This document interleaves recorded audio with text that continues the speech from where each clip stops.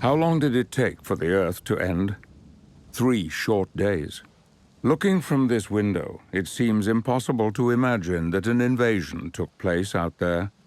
How arrogant we were to assume that we were alone in the universe, and how complacent we had become, going about our little lives, while all the time our world was being watched by an intelligence greater and far less sympathetic than our own.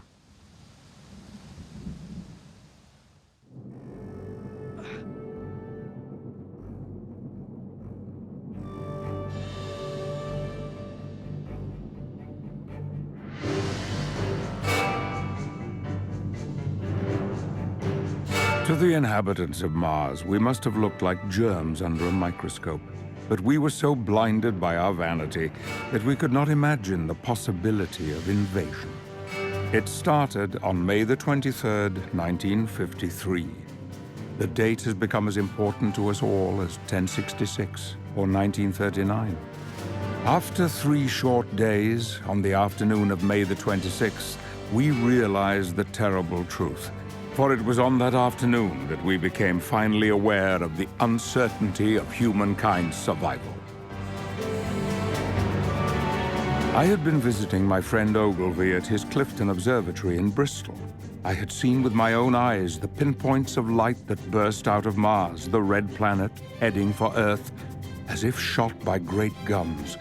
They came to us like falling stars, these cylinders, and when they landed, each one opened.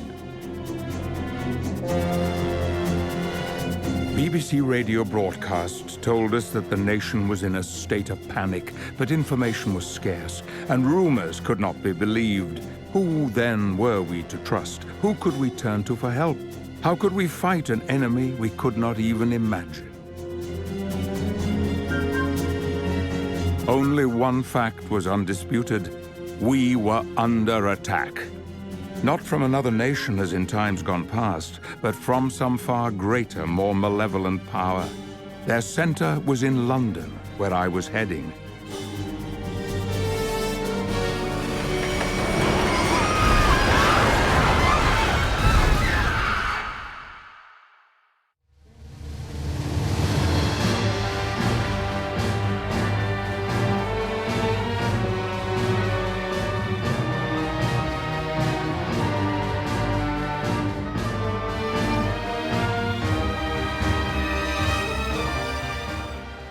When I came to, I found a scene of utter devastation. Alive and sound in body, thank heaven, but how long had I been unconscious? My watch, the hands had been frozen at the moment of impact. I no longer had any sense of time.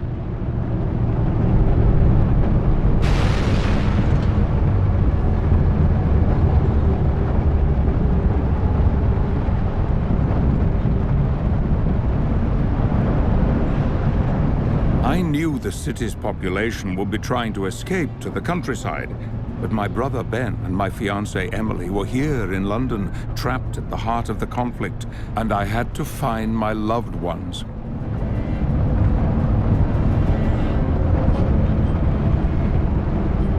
The train looked as if it was a child's toy that had been thrown to the ground.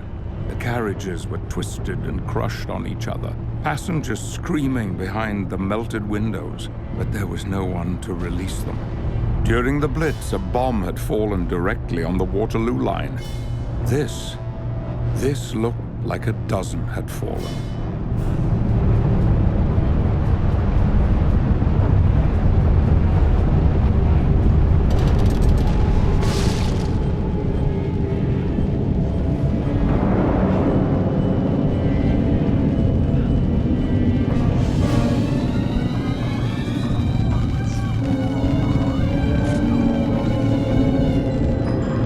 People were calling for help, desperate for a doctor, a leader, someone who could save them. Guiltily, I passed by.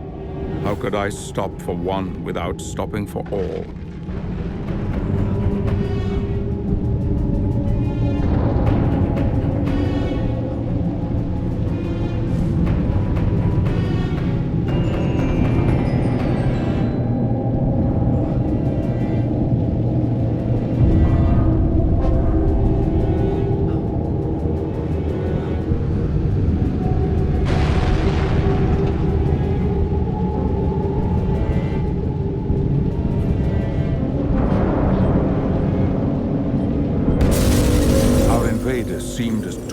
bankside power station, fueling an engine more destructive than anything I could imagine.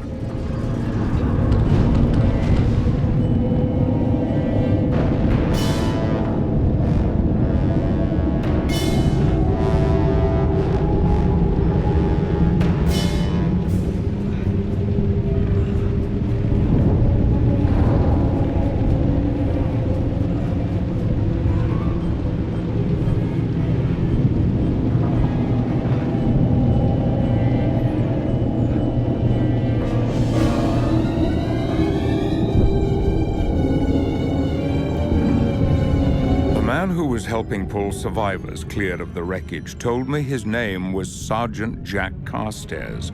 It seemed he witnessed the attacks from the very start. A career soldier, decent, tough, and I imagined more than a little bull-headed. His senior officers were encamped on Primrose Hill to the north of the city, a military vantage point from which they could oversee operations. But his platoon, indeed all the new recruits, were being directed toward the open fields of Hyde Park, where the fighting was at its thickest.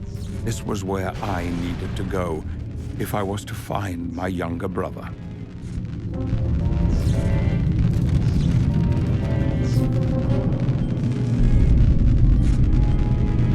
In the space of a few hours, my world had been turned on its head. Already I had witnessed things that would stay with me forever. If the streets around the BBC had been cut off and overrun by the invaders,